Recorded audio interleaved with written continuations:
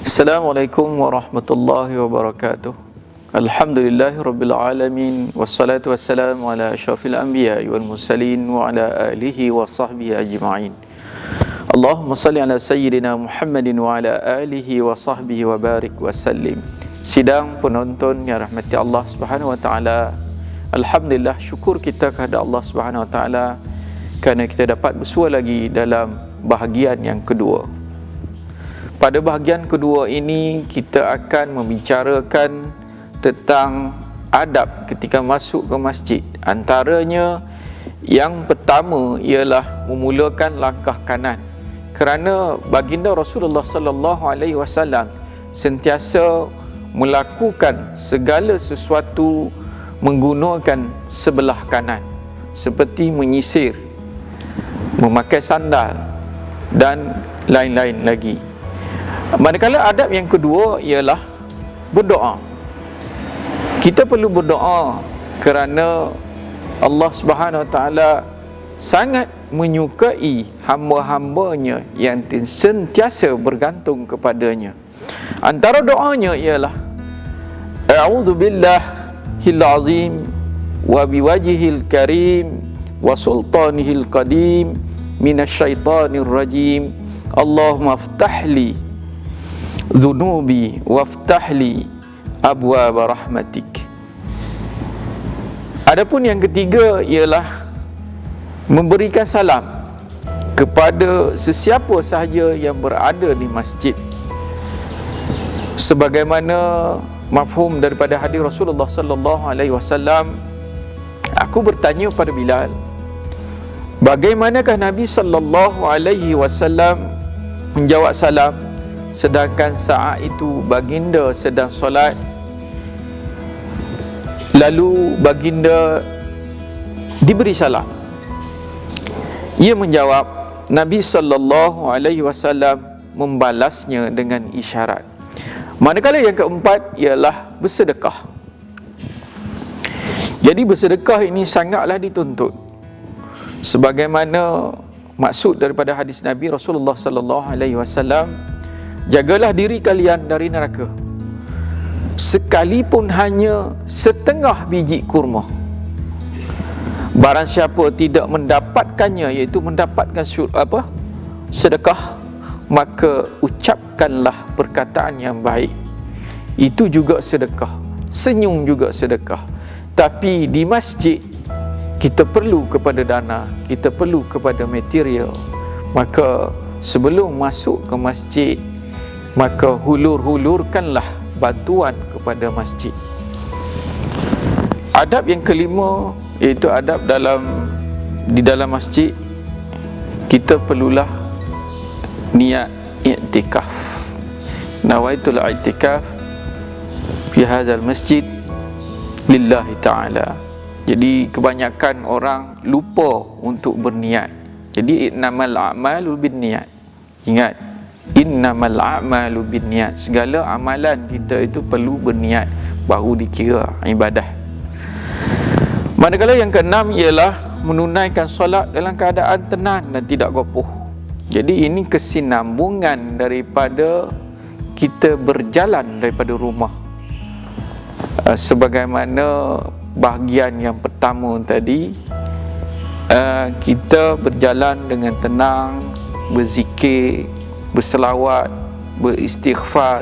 Jadi momentum itu akan dapat bila kita nak mulakan solat.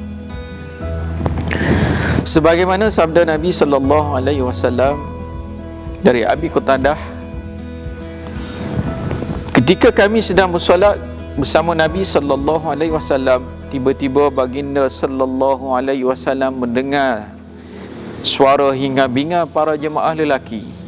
Setelah selesai solat, baginda sallallahu alaihi wasallam berkata, apakah yang terjadi kepada kamu semua? Mereka berkata, kami ingin segera bersolat. Jawab baginda sallallahu alaihi wasallam, jangan kamu lakukan. Apabila kamu datang untuk bersolat, maka kamu mestilah bertenang. Mana-mana rakaat yang kamu perolehi, maka tunaikan. Dan apa yang terluput, maka kamu sempurnakan, iaitu masbuk dan muwafiq. Manakala yang ketujuh, tunaikan solat tahiyatul masjid. Ini kadang-kadang kita datang ke masjid, rumah Allah Subhanahu wa ta'ala, kita terus duduk, sedangkan ia dituntut sebagaimana mafhum daripada hadis Nabi Rasulullah sallallahu alaihi wasallam, apabila salah seorang daripada kamu datang ke masjid ataupun memasuki masjid, janganlah kamu duduk sehingga kamu melakukan solat 2 rakaat. Para penonton yang dirahmati Allah Subhanahu wa ta'ala, adab yang ke-8 ialah sebaik-baiknya kita bersolat pada tempat yang berdinding ataupun ada sutrah, di mana mafhum daripada hadis Nabi Rasulullah sallallahu alaihi wasallam melarang orang melintasi di hadapan orang yang sedang solat. Jika dia memaksa melintasi, maka kita berhak menghalang ia, kerana ini adalah perbuatan syaitan. Yang ke-9 ialah elakkan daripada keluar daripada masjid ketika azan sedang berkumandang, melainkan atas sebab-sebab yang tertentu ataupun keperluan-keperluan yang mendesak seperti qada hajat dan sebagainya. Yang ke-10, elakkan daripada melangkah tengkuk para jamaah yang lain. Mafhum daripada hadis Nabi Rasulullah sallallahu alaihi wasallam menyebutkan ketika baginda sallallahu alaihi wasallam menyampaikan khutbah, diperhatikan seorang lelaki melangkah tengkuk para jemaah, lalu baginda bersabda, duduk dan jangan kamu menyakiti orang lain. Ini bermakna bila kita datang lambat, maka tidak perlulah kita tergesa-gesa ke depan, memadai di belakang. Kalau ingin mendapat afdal ataupun kelebihan saf di hadapan, maka perlulah kita datang awal sebelum imam datang. Yang ke-11 ialah elakkan daripada memakan benda-benda yang berbau, sebagaimana saya sentuh sedikit tadi pada bahagian pertama. Jadi kita detailkan sikit daripada maksud hadis Rasulullah sallallahu alaihi wasallam. Barang siapa yang memakan bawang putih atau bawang merah, maka hendak ia berpisah dengan kami atau menjauhi masjid kami agar ia duduk di rumahnya. Ini kerana bawang mengeluarkan bau yang sangat kuat. Begitu juga dengan makanan-makanan yang berbau, yang mengeluarkan rasa yang tidak enak. Begitu juga dengan rokok yang dapat mengganggu jemaah-jemaah lain. Sidang penonton yang dirahmati Allah Subhanahu wa taala, adab yang ke-12, elakkan dari memakai pakaian yang mengganggu kekhusyukan solat para jemaah. Ini juga telah disentuh dalam bahagian pertama. Jadi saya detailkan lagi, pakaian yang mengganggu kekhusyukan para jemaah lain ialah yang ada gambar, yang ada logo, dan pakaian-pakaian yang tidak sopan, yang tidak menutup aurat secara sempurna. Contoh pakaian ketat juga tidak boleh dipakai, kerana ketika kita sujud, dia akan mendedahkan aurat-aurat kita. Yang ke-13, kita hendaklah menjaga kebersihan, kerana masjid ini adalah rumah Allah, maka perlulah kita jaga melebihi daripada rumah kita sendiri. Manakala setelah kita selesai semuanya, maka perlulah kita juga menjaga kekemasan masjid. Ketika kita menggunakan sejadah masjid, maka kita kembalikan kepada tempat yang asal. Ketika kita menggunakan Al-Quran, kita mendapat pahala ketika membacanya. Tetapi ketika kita tidak meletakkan pada tempat yang sempurna, kita telah melakukan dosa-dosa kecil. Yang ke-14, jangan melakukan jual beli di dalam masjid. Di luar tidak menjadi masalah, kita boleh berjual beli. Tapi bila waktu azan ataupun 10 minit, 5 minit sebelum azan, maka perlulah kita tutup segala jualan kita. Ini kerana bertentangan dengan adab-adab di masjid. Mafhum daripada hadis Rasulullah sallallahu alaihi wasallam,